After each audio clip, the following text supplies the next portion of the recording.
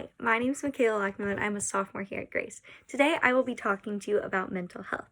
Now before I get into it, I'm aware that Grace College already does multiple things to aid students who are going through things and are having issues with mental health. Some options that they provide are the Counseling Center, which provides free counseling sessions for students. They do chapel speakers who discuss mental health, such as anxiety and depression. They also do smaller group discussions and growth group talks about this as well. So I'm aware that there are already efforts being put in place, but that being said, I believe there are a few ways that Grace College could continue to reach out to those students who are having mental issues. So Dr. Michael Kerr talked about among young adults age 18 to 25, at least 8.3% have had serious thoughts of suicide. So I believe this is a big reason why we need to continue to push to help those students who are having thoughts of suicide, having mental health issues. Because if 8.3% of our campus is considering suicide, that means that we need to step and reach harder and push harder to help them. Another thing that neuroscientist Dr. Longhorn states is these issues are vital now more than ever because colleges across the nation are reporting significant increase in mental health cases exuberated by factors such as elevated stress, rising pressure to succeed, and social media usage.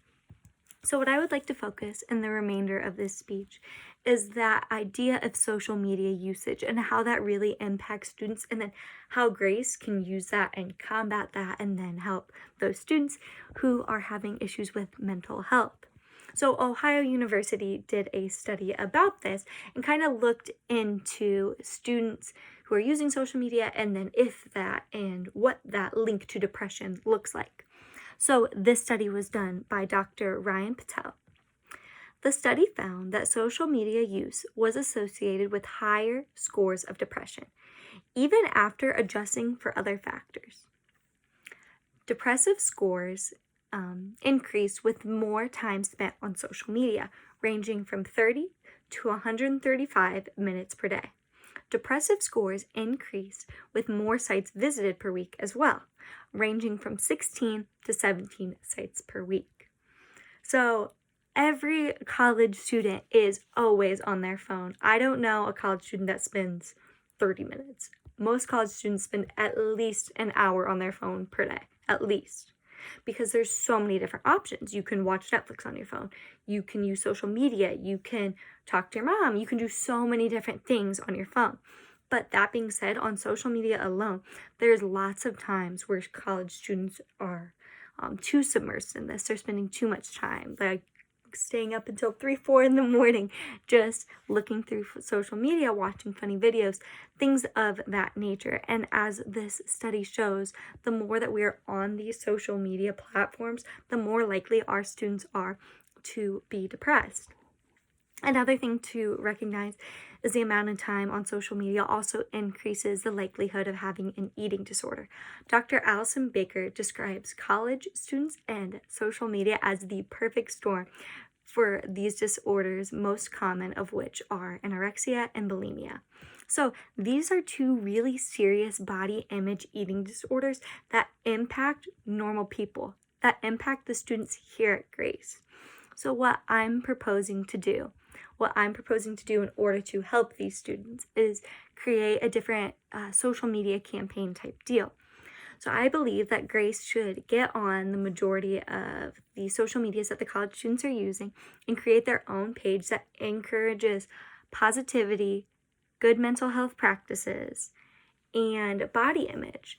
So a few things that they could do is spread positivity online by joining campaigns such as the hashtag Love Your Body and hashtag Here For You campaign. Those are on Instagram, and they have been vital for opening up frank conversations about mental health across the nation.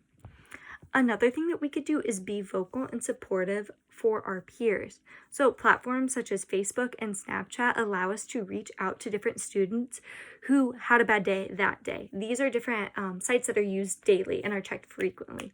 So we could simply reach out to people through that and check in on someone.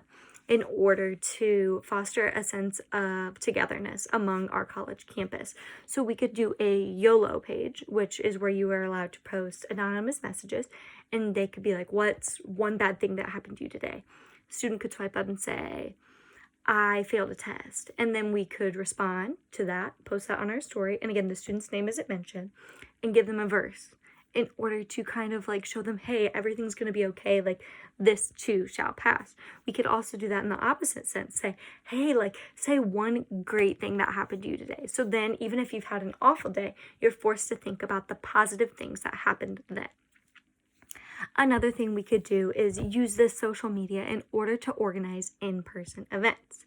So social media allows people throughout our community to find local events, from stress-less meetings to guest speakers on mental health.